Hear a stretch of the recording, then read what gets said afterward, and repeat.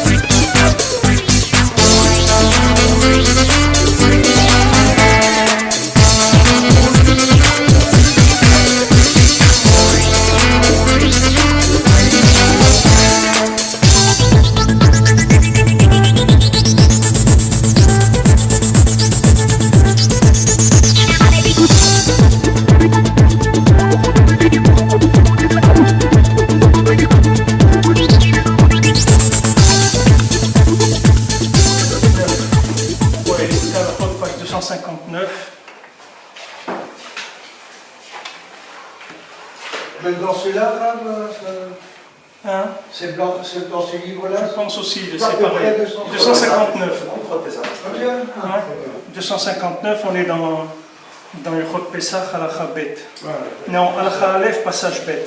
C'est-à-dire en bas de la page à gauche. Valken Chametz Bepesach B'Mashéu. C'est pour ça que le Chametz à Pesach, il est interdit avec Mashéu, c'est-à-dire la moindre partie du Chametz, il est interdit. Et c'est spécifique au Chametz, il n'y a rien qui est comme ça. Normalement, tous les Isurim de la Torah, toutes les interdictions de la Torah, elles sont Beshishim, c'est-à-dire c'est Batel Beshishim. Quand il y a Shishim, ça annule le Isur. Sauf le Chametz c'est B'Mashéu. שעל ידי בחינת עיגולה וריבוע שהוא בחינת שבת הם מבטלים כמו שכתוב שם. Parce que maintenant avec le principe du rond et du carré qui sont le principe de Shabbat, il s'annule. Tout ce qui est assourd, ça s'annule dans le principe du rond et du carré. Le principe de Shishim, c'est un rond. Le principe du carré qui dit ici, c'est un lien de même, de la lettre même, qui annule le issour en général. C'est-à-dire que n'importe quel issour de la Torah, que ce soit du Basar Bechala, ou que ce soit Tarefa, ou que ce soit n'importe quel issour. S'il y a Shishim, ça annule.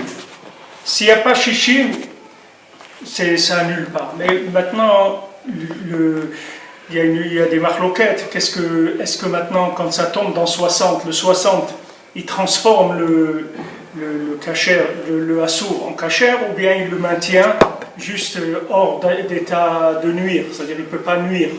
Bon, c'est une discussion dans le Chazal, mais le principe du Chametz, c'est très spécial. C'est que c'est Mashéou, il n'y a pas de quantité. Un Mashéou Chametz, on trouve un grain de blé dans une marmite de 50 kilos, il faut tout éliminer. Ça ne peut pas s'absorber le Chametz. C'est-à-dire le Chametz, n'importe quelle quantité, elle détruit tout ce qu'il y a avec. Pourquoi? Parce que le Chametz, c'est le bgam du da'at, c'est-à-dire c'est quand la conscience elle est abîmée, et là il n'y a pas de bitoul possible. On va expliquer hier, mais on va reprendre. Puisque maintenant le da'at il a été nifgam, c'est-à-dire le da'at il a été abîmé. Ça a annulé le principe du Shabbat. Que le Shabbat c'est le principe du rond et du carré. Que c'est le principe d'annulation de l'interdit dans 60. Qui a Shabbat mekabel koach me'adat. Parce que le Shabbat il reçoit du da'at. C'est-à-dire maintenant, quand le da'at il est abîmé, il n'y a pas de possibilité d'annuler. Qu'est-ce que c'est que le da'at qui est abîmé? Le da'at, c'est la conscience de la personne. C'est-à-dire, si la conscience, quelqu'un il vit avec la conscience qu'il a des choses. C'est ça la vie de quelqu'un. Quelqu'un il est conscient que par exemple 100 shekels, c'est 100 shekels. Un autre pour lui, 100 shekels, c'est une fortune. Un autre pour lui, c'est rien du tout. Il a perdu 100 shekels, c'est rien. Pour un autre, il a perdu 100 shekels, c'est fini. Toute sa journée, elle est par terre. ne peut pas faire son Shabbat. Ça dépend de la conscience de la personne par rapport aux choses. Ce n'est pas les choses elles-mêmes, elles n'ont pas de valeur absolue. Tout est relatif.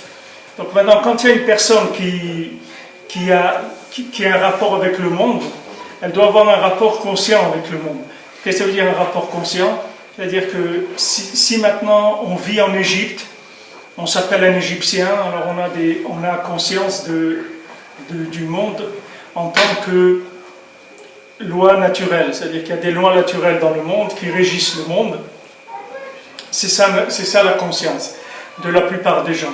C'est-à-dire qu'on a un problème d'argent, on le résout, on a un problème de Torah, on le résout, on a un problème de santé, on le résout. Il y a des lois naturelles, c'est-à-dire qu'il y a le travail pour résoudre le problème de la parnassa, il y a les médecins pour résoudre le problème de la santé, il y a des rabbins pour résoudre le problème de la Torah. Tout ça se résout, il y a des lois naturelles. Ça, c'est une approche égyptienne de la vie. Quand on est sorti d'Égypte, on a eu 3 choses qui sont venues, c'est le Be'er, le Hanan et la manne. Le Be'er, le Hanan et la manne, c'est-à-dire le puits, le principe de la nuée qui nous accompagnait, et la manne qui descendait du ciel, ce sont des choses qui ont bouleversé complètement la théorie des gens qui vivaient en Égypte. Parce que maintenant, quand quelqu'un prend conscience qu'il y a un puits, qu'il y a un âne, c'est-à-dire qu'il y a une nuée d'Hachem qui protège le Ham Israël, là où il est, et qu'il y a une manne qui vient du ciel, c'est-à-dire qu'il y a un pain qui vient du ciel, alors ça change complètement sa conscience de la vie. Parce qu'il n'a plus du tout le même rapport avec le monde. Puisque maintenant il sait que s'il a besoin de Torah, il y a le puits de Myriam. Comme le Ari Akadosh, je vous ai dit hier, il a emmené Rabbi Chaim Vital dans le lac de Tveria, il lui a donné à boire, il a pris un verre dans le lac de Tveria, un petit peu à boire, il lui a dit voilà, bois ça. Il a bu du puits de Myriam et il a connu, ça lui a pris quelques secondes, il a connu toute la Torah entière. Et ça met de l'arak dedans. Non, il faut le laisser pur, il ne faut pas mélanger. Non, pas de boucha, pas d'arak, rien. Il faut le laisser naturel. Alors il y a le Be'er de Myriam, qui est maintenant une source de connaissance et de conscience, qui a pas besoin il n'y a rien à faire. Il faut juste trouver ça, c'est tout. C'est ça qu'il faut trouver le Be'er de Myriam. Maintenant, il y a une nuée, il y a la nuée le Hanan qui protège, qui vient devant, qui vient derrière, qui aplanit la route, qui fait tout pour l'homme. Et il y a la manne qui est le pain qui vient du ciel, il vient par deux portions, 2 repas par jour, ça vient, tu as juste à aller le prendre, c'est tout. Tu n'as rien besoin de faire. Ça, c'est un autre niveau de conscience. Et ça existe, il y a des gens qui vivent comme ça. Ça s'appelle des gens qui sont sortis d'Égypte. Maintenant, tant que quelqu'un ne vit pas comme ça, alors il est proportionnellement à son rapport avec le monde, dans la Emouna ou pas, il est plus ou moins égyptien. Des fois, il est complètement égyptien, des fois, il est déjà dans le désert, ça s'appelle un juif du désert, il peut arriver à être un juif d'Eretz Israël, c'est-à-dire qu'il a conscience que c'est Hachem qui manigue le monde, il n'y a rien d'autre. Derrière ce gant-là de la nature, il y a Hachem. Il y a le Shem Elohim qui va régir le monde, mais derrière ce Shem Elohim, il y a le Shem Havaya, qui est Hachem Mamash, et que Hachem il est entièrement Chesed. Il n'y a pas chez Hachem de besoin, il ne veut pas obliger, il n'y a pas de contrainte. Hachem il ne met pas une contrainte sur l'homme. Hachem il ne met aucune contrainte. C'est l'homme qui crée la contrainte. Hachem il ne crée pas la contrainte. L'homme, d'après son approche de la vie, c'est lui qui décide. S'il a un da'at, une conscience abîmée, alors il voit les choses toujours de façon logique. Maintenant, cette façon de voir, de façon logique, elle n'est pas annulable. Il faut la réparer. Il y a des choses qui sont annulables. C'est-à-dire que maintenant, il y a des souris qui sont annulables. Par exemple, quelqu'un, par exemple, il aime boire 1 litre de vin tous les jours. Tous les jours, il faut qu'il boive 1 litre de vin le matin. Ça peut s'annuler. C'est-à-dire, il n'y a pas besoin d'attaquer cette chose-là pour la détruire. Il suffit de s'élever, cette chose-là, elle va disparaître automatiquement.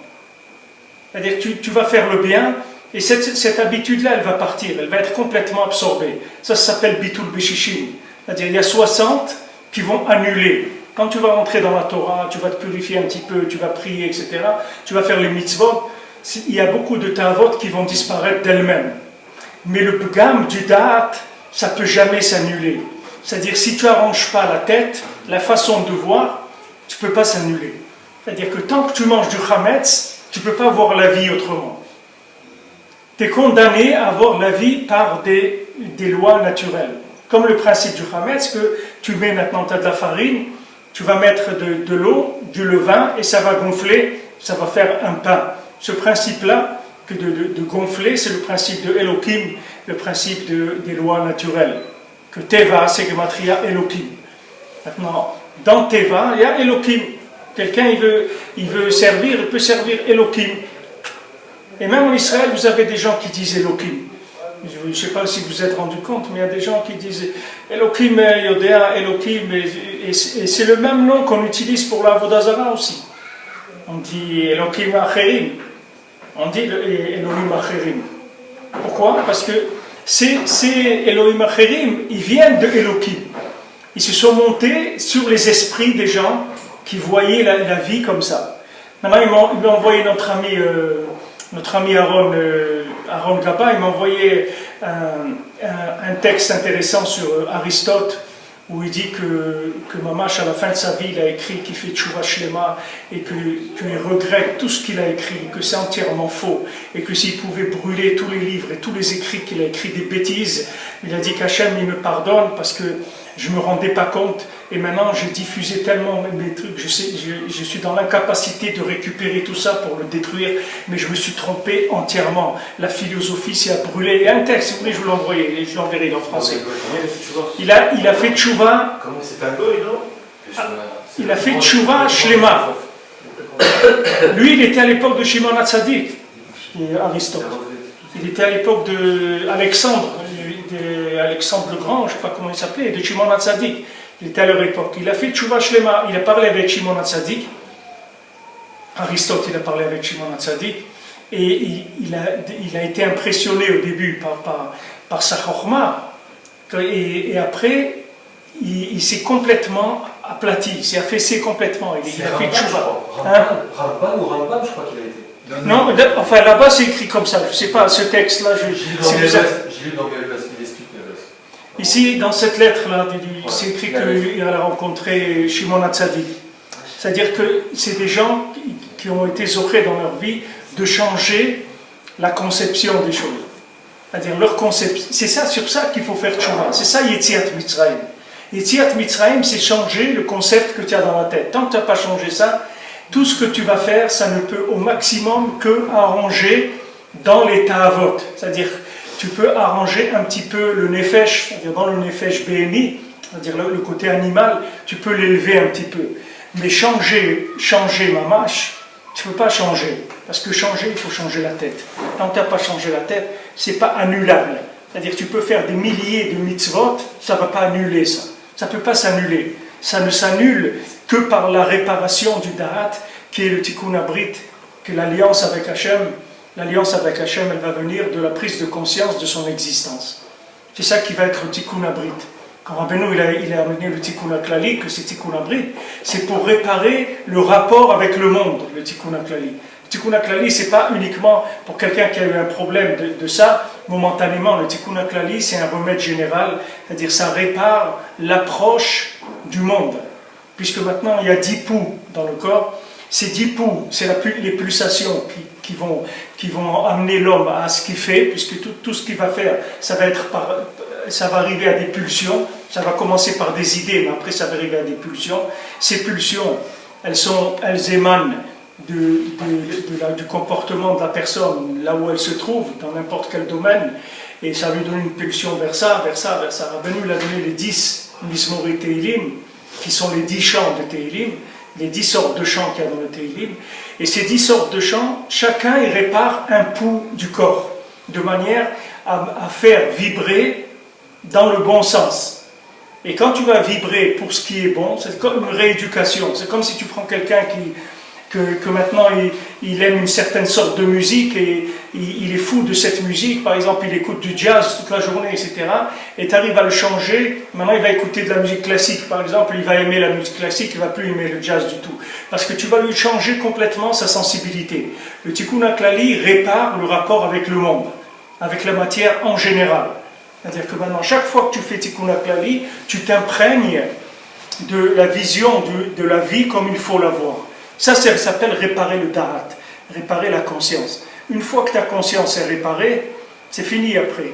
Tout ce que tu vas faire, c'est des tikkunim extraordinaires, ça répare de façon extraordinaire.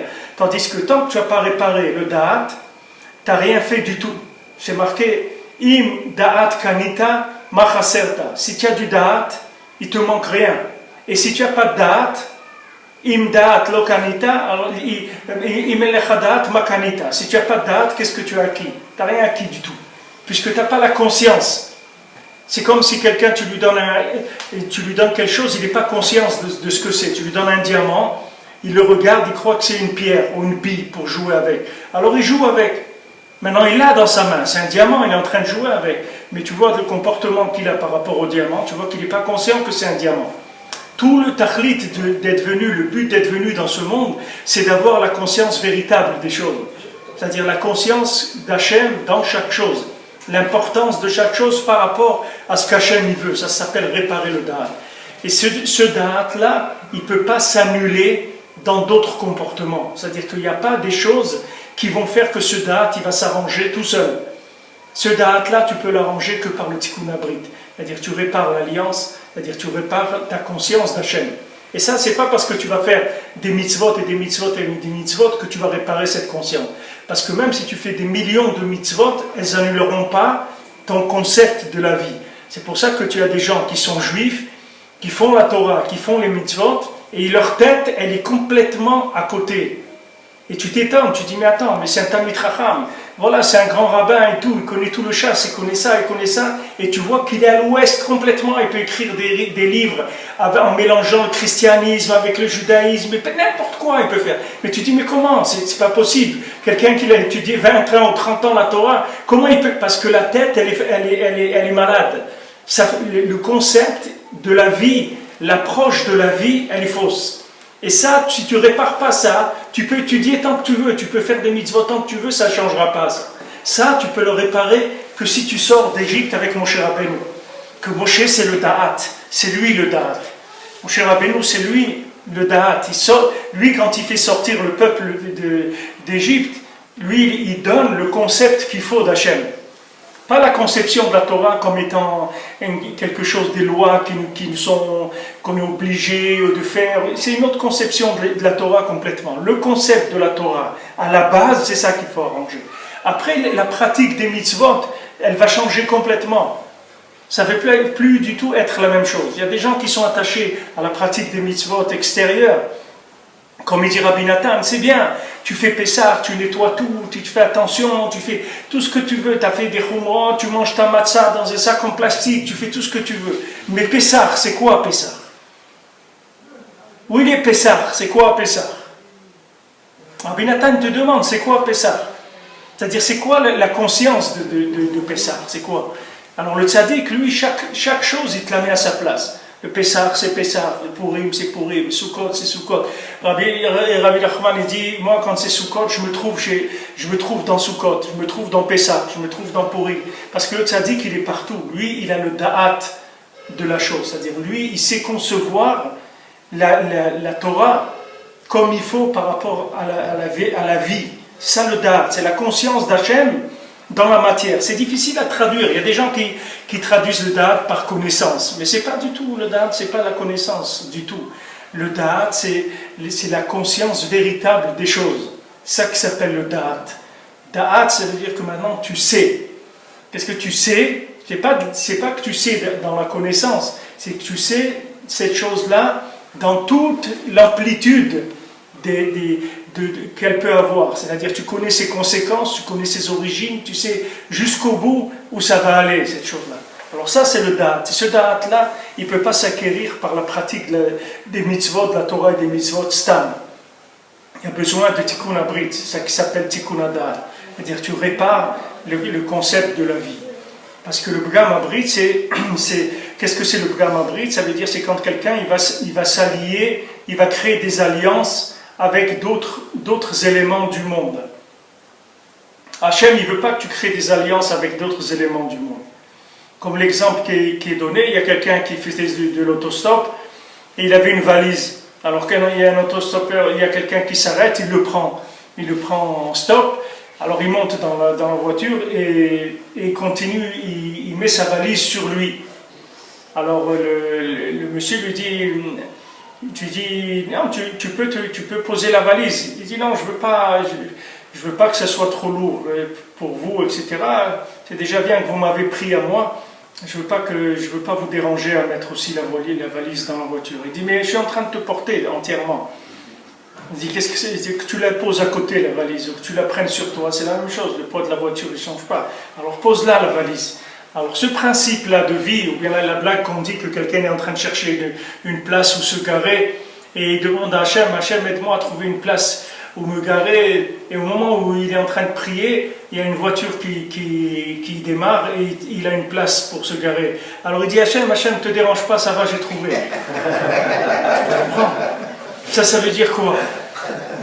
Qu'est-ce que ça veut dire? Ça veut dire, ça c'est quoi ce concept-là? Mais ça nous fait rigoler, mais ben, si ça nous fait rigoler, on doit rigoler toute la journée, parce que nous on fait que ça. Il dit non, ça va Hachem, ne te dérange pas, ça y est, je me suis arrangé. Pour la parnassa, je me suis arrangé. Pour le Shalom-Bayit, je me suis arrangé. Pour la maison, je me suis arrangé. La santé, je me suis arrangé. J'ai trouvé un docteur Nifla et tout. Pour la banque, j'ai trouvé un banquier Nifla. Pour ça, j'ai trouvé, Hachem, j'ai un avocat. Pour les affaires, j'ai tout ce qu'il faut. Te dérange pas pour moi. Alors, ce concept-là, c'est ça le Pgam Abrit. C'est-à-dire que la personne, elle n'est pas liée à Hachem dans sa vie. C'est-à-dire que Hachem, on l'utilise, c'est comme le Magen David Adom. C'est-à-dire qu'on n'appelle pas le Magen David Adom quand on veut prendre un taxi. Quand on veut prendre un taxi, on appelle un taxi, on n'appelle pas une ambulance. D'accord? Alors les gens c'est pareil. Eux, tous leurs besoins, ils essaient de les résoudre par les lois naturelles. Quand maintenant ils sont arrivés au bout de tout, qu'ils ont tout utilisé, la logique, l'argent, les sentiments, l'intelligence, les connaissances, tout, et qu'il n'y a plus rien, maintenant ils vont commencer à passer au niveau supérieur, ils vont commencer à demander à Hachem. Mais tant qu'ils peuvent se débrouiller tout seuls, ils vont se débrouiller tout seuls. Mais Hachem, il veut pas, tout seul, tu ne vas jamais te débrouiller. Tout c'est Hachem qui fait. Hachem, il veut juste que tu sois conscient de ça, c'est tout. Ça s'appelle le Da'at, et ça s'appelle Tikkun Abrit. Tikkun Abrit, ça veut dire que tu es lié avec Hachem dans tous tes mouvements. C'est-à-dire que tu ne fais rien seul. Tu sais que tu es lié avec HaKadosh Baruch Hu. Qu'il n'y a rien qui vient stam comme ça, qui se fait, qui c'est venu comme ça, comme quelqu'un dit par hasard, j'ai rencontré. Il n'y a pas d'hasard. Il n'y a rien. Chaque personne qui rencontre quelqu'un, tout est calculé et tout est dirigé. Et il y a des fils qui tirent toutes les situations du monde, les pensées, tout. Rabbi nous dit, chaque pensée que tu as dans la tête, elle vient d'Hachem. Il amène l'exemple de son grand-père, que quand il est arrivé dans une île déserte, il y avait là-bas des gens qui ont voulu lui donner à manger, et il n'avait pas mangé depuis plusieurs jours, il avait fait déjà Netilat Yadayim, mais il est venu dans sa tête le passouk, ne mange pas le pain de celui qui a un mauvais œil. Alors il allait ne pas manger. Il allait ne pas manger, parce qu'il y a ce passouk qui est venu à sa tête, même qu'il avait déjà fait Netilat Yadayim et tout, il allait ne pas manger. Et après, il y a un autre passouk qui est venu à son esprit, et à Orvim, Tziviti le Kalkelecha, les Orvim, ça veut dire les corbeaux, mais Orvim, ça veut dire, on peut le lire aussi, les Aravim, les Ishmaélim, je les ai créés pour te nourrir. Et ça, c'était un Ishmaël qui voulait lui donner à manger. Donc quand il est venu ce passouk à sa tête, alors à son esprit, il a mangé.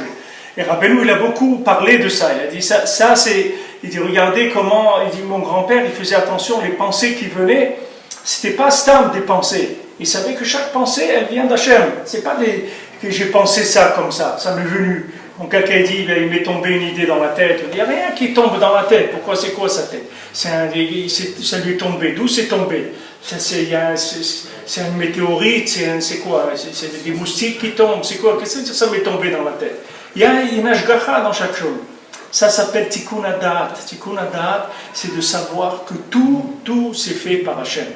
Il n'y a rien qui n'est pas fait par Hachem. Je vous ai raconté hier sur Nachman Dubelski, Naftali Dubelski, quand Hachem Ishmael, il a perdu un enfant, on l'a pas tué en Russie. Il pleurait terriblement à l'enterrement. Après, quelqu'un de la famille, il a dit pourquoi ça nous arrive ça. Alors lui, quand il a entendu ça, il s'est arrêté de pleurer. Il a dit pourquoi. Il dit moi j'ai passé 9 ans en Sibérie, jamais j'ai demandé pourquoi. Ça, c'est bien. Si Hachem il le fait, ça veut dire que c'est bien. Parce qu'Hachem il fait que du bien. Maintenant, ça fait mal. Ça fait très mal. Mais c'est bien. Ça n'a pas de rapport. C'est pas parce que ça fait mal que c'est pas bien. Nous, on a appris que ce qui fait mal, c'est pas bien. Non. Tout ce qu'Hachem il fait, c'est bien. Ça, c'est la base de la vie d'un juif. En kelokenu, en kadonenu, en kemalkenu, en comme. Il n'y a pas comme Hachem. Hachem, il est que Tov. Tout est bien. Maintenant, ça ne veut pas dire que c'est bien, que ça va vous faire plaisir ou que ça va être agréable. Il y a des choses qui sont bien et ça fait mal. Alors lui, il a dit, il a remis en place tout. Il a dit, moi, les 9 années que j'ai passées en Sibérie, j'ai jamais dit pourquoi. Je sais que c'est Hachem qui l'a fait et que c'est bien. Maintenant, ça fait mal, mais c'est bien. Il ne faut pas dire que c'est pas bien. Ça, c'est la base du Da'at, de la Emunah. C'est-à-dire de savoir qu'il n'y a rien qui vient comme ça. Aucune énergie, aucune force dans le monde qui est libre d'agir par elle-même. Tout, ça vient que d'Akadosh Baruch Hu. Il n'y a rien d'autre. Ça s'appelle Tikkun Abrit, Tikkun Adat. C'est-à-dire que maintenant, je sais. Je sais qu'il y a Hachem. Je vis avec Hachem. C'est plus des impressions, c'est plus des illusions. Je vis avec Akadosh Baruch Hu. C'est pas maintenant, j'ai ma partie, que moi je cherche une place pour me garer. Et si vraiment ça fait 2 ou 3 heures que je tourne et que je n'ai pas trouvé, alors là il faut en parler au supérieur et commencer à prier. Et après, si ça ne marche pas, on va donner une petite pièce à la tzedaka et on va essayer de tirer un petit peu des énergies d'en haut pour résoudre le problème qu'on n'est pas arrivé à résoudre. Non, chaque chose, il faut aller avec Hachem. Et il faut le dire avec sa bouche.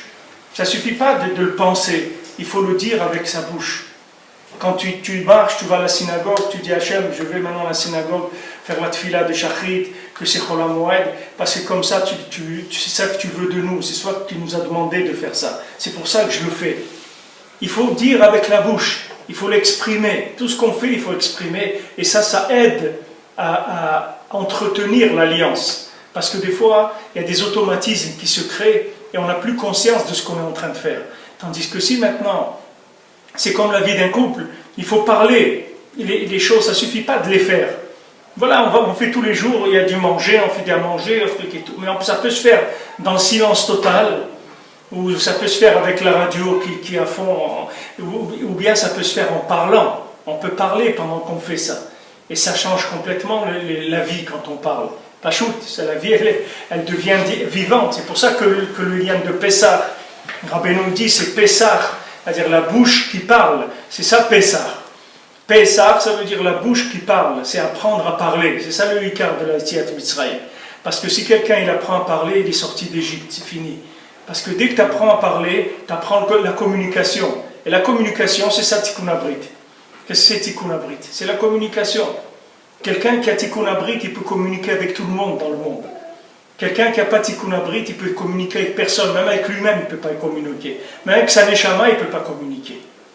C'est écrit dans les Sfarim que, comme on donne, il a ramené Rabbi Nathan hier, qu'on fait 3 matzot dans le plateau du Seder. On met Cohen, Lévi, Israël. Il y a 3 matzot. Maintenant, la matzah du milieu, on la met de côté, on la coupe, on met une partie de côté pour la ficomane. Et après, on mange les deux matzot d'en haut et d'en bas. Ces 3 matzot là, c'est un principe de Yichud. C'est-à-dire que dans les lois du Maaser, alors Israël, il reçoit 100.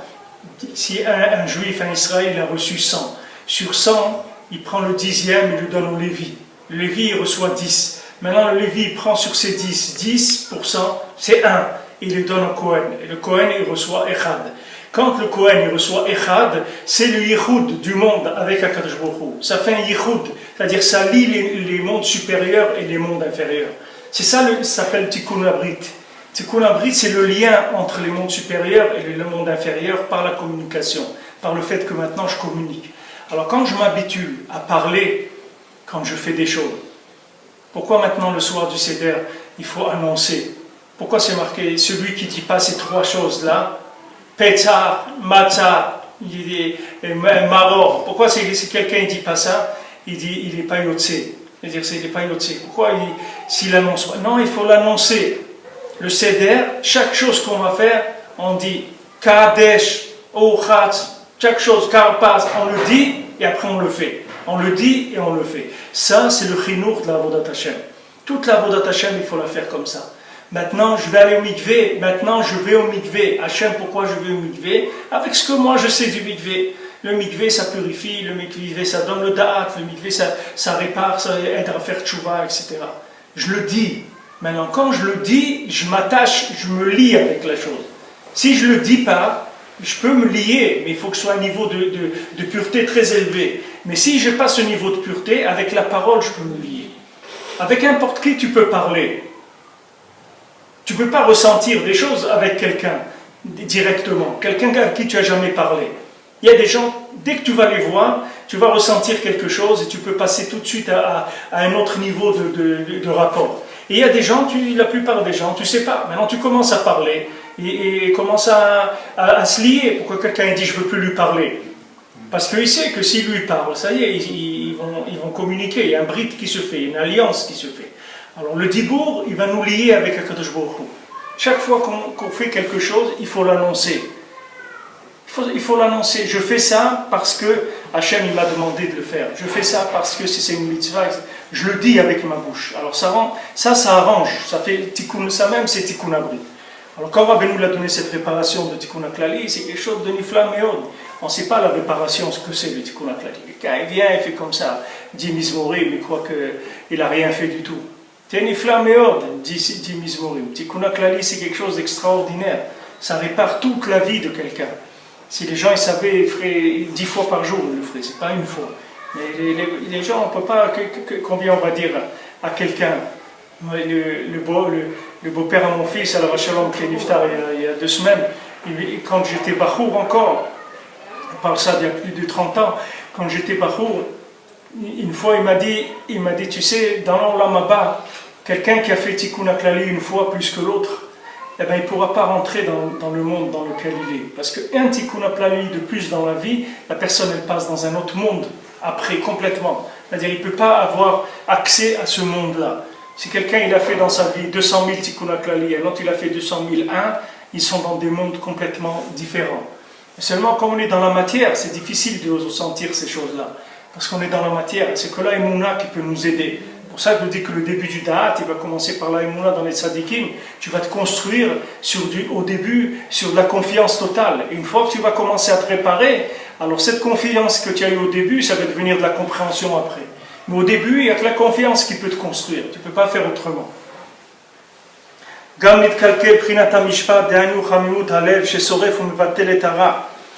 Et maintenant, quand quelqu'un il a abîmé son da'at, alors il annule quoi? Il annule le principe du jugement qui s'abîme chez lui.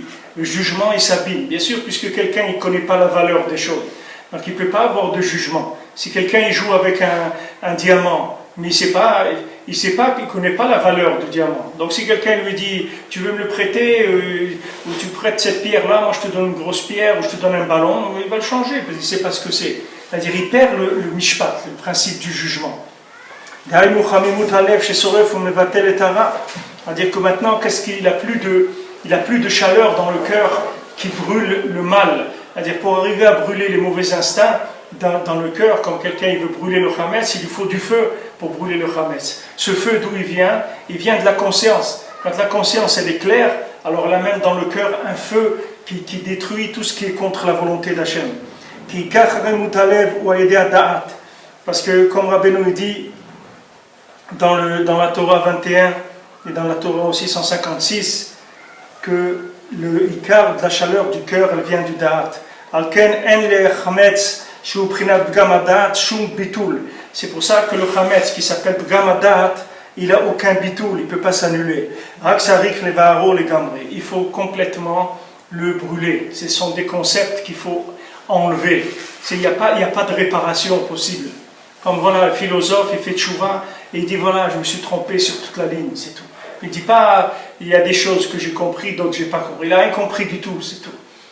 Tant que quelqu'un n'a pas pris conscience qu'il y a Hachem dans sa vie, dans chaque mouvement de sa vie, ça veut dire qu'il n'a rien compris pour l'instant. Donc il ne peut pas consommer de Hametz, il ne peut pas utiliser du tout son cerveau, parce que c'est dangereux pour lui.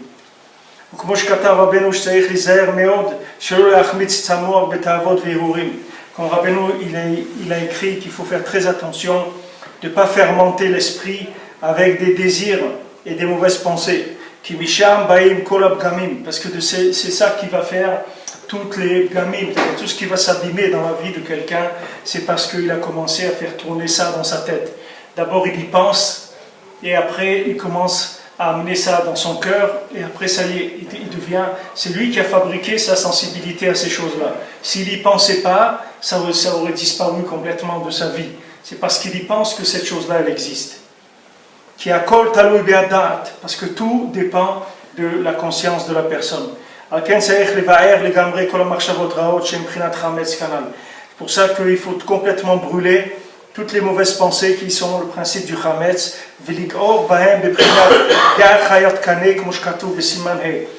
Et c'est pour ça qu'il faut les attaquer, ces mauvaises pensées, et les annuler de façon radicale, comme c'est écrit Ga'ar Chayat Kane, c'est-à-dire que d'annuler ce canet, ce roseau qui a été planté.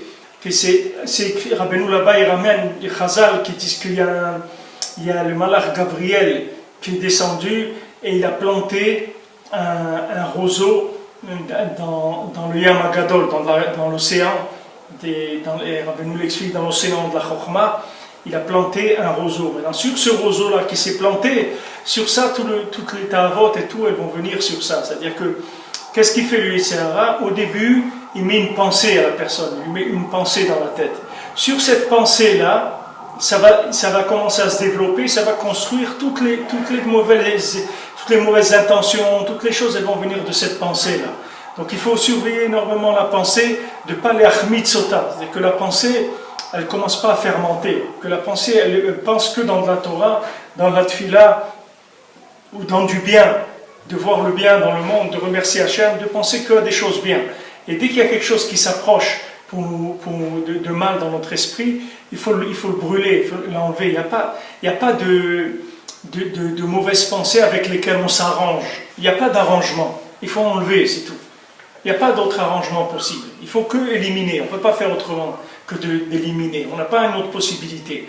La pensée, elle vient. Maintenant, elle vient parce que mille et une choses, comme j'ai été conçu, ce que je mangeais, ou n'importe quoi, ce que j'ai vu, ça a amené maintenant une pensée. Cette pensée, il faut que je la renvoie tout de suite. Parce que je dois savoir que si cette pensée, je la laisse rentrer, plus elle va fermenter et plus elle va développer des satellites autour, d'autres choses, et d'autres choses, et d'autres choses. Avec la pensée, quelqu'un peut arriver à des choses terribles. Parce qu'au début, ça a démarré qu'avec une pensée, c'est tout.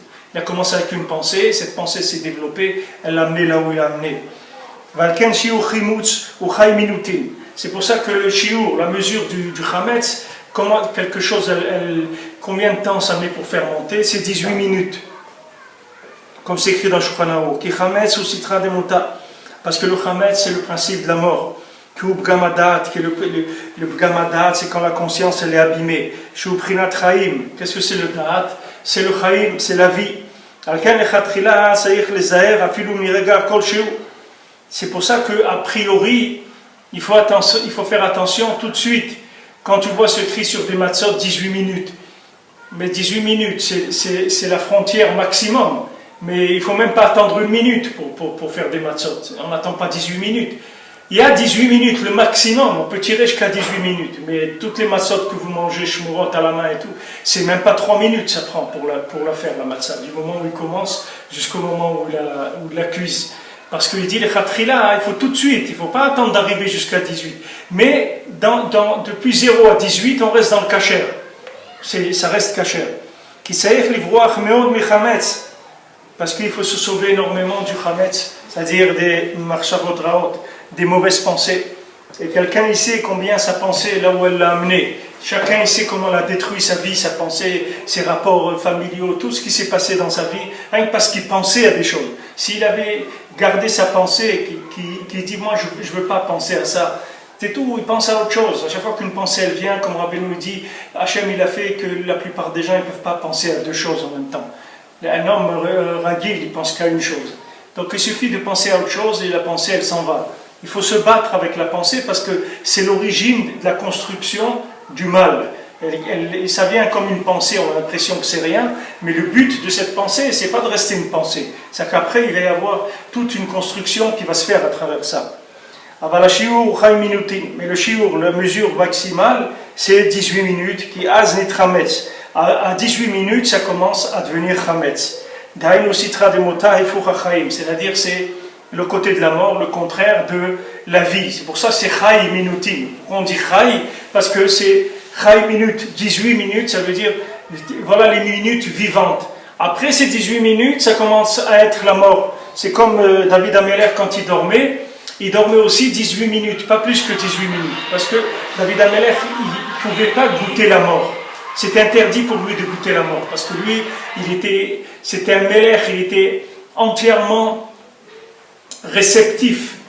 C'est-à-dire, c'est pas quelqu'un, David Ameller, qui avait quelque chose de lui-même. Donc lui, il ne pouvait pas toucher quelque chose de mal ou goûter la mort. Il fallait qu'il soit tout le temps connecté à la vie. Comme les Khamim disent, la Torah, elle dit, il doit avoir toujours un Sefer Torah dans sa poche, parce que le roi, c'est quelqu'un que de lui-même, il n'a aucune vitalité. C'est-à-dire, toute sa vitalité, il l'attire que de l'attachement à Hachem, que de la soumission à Hachem, pour être Mesharet le Ham Israël.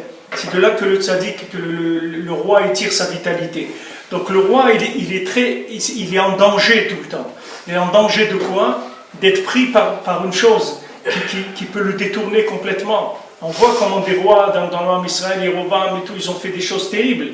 Pourquoi ils ont fait des choses comme ça? Parce que c'est des gens, le roi c'est quelqu'un de complètement influençable. Il est entièrement influençable. Un roi, vous croyez qu'un roi c'est quelqu'un qui a du pouvoir et tout, il a le pouvoir le plus nul qui existe au monde. C'est pour ça que c'est un roi. C'est parce que dans son pouvoir, il est nul. Donc c'est entièrement le pouvoir d'Hachem qui vient en lui. C'est pour ça qu'il doit se protéger le maximum possible.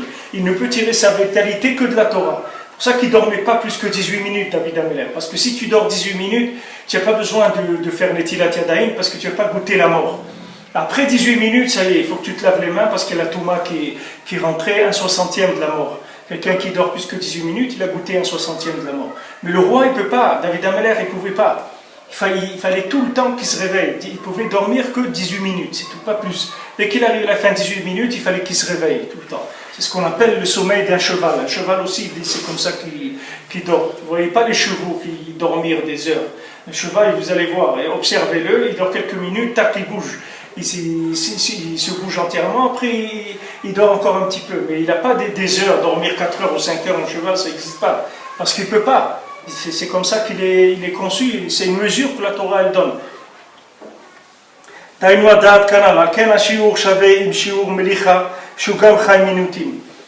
C'est pour ça que c'est le même mesure que la salaison aussi. Quand on va saler de la viande, Minatora c'est 18 minutes. Midrabanan c'est 1 heure. Mais Minatora c'est 18 minutes. Parce que maintenant, qu'est-ce que c'est saler? Saler, quand on va saler la viande, c'est pour réparer l'alliance, puisqu'on va faire sortir le sang de la viande. Prinat Brit Melach Olam, comme c'est écrit, l'alliance qui a été créée avec le sel pour l'éternité. Valiadan Iflat Prinat Dam Nidut. Et grâce maintenant au sel, il va y avoir un rejet du sang de Nida qui se trouve dans la viande. Qu'est-ce que c'est ce sang qui se trouve dans la viande? C'est le sang qui va amener vers la consommation, qui va amener vers la conscience de la matière.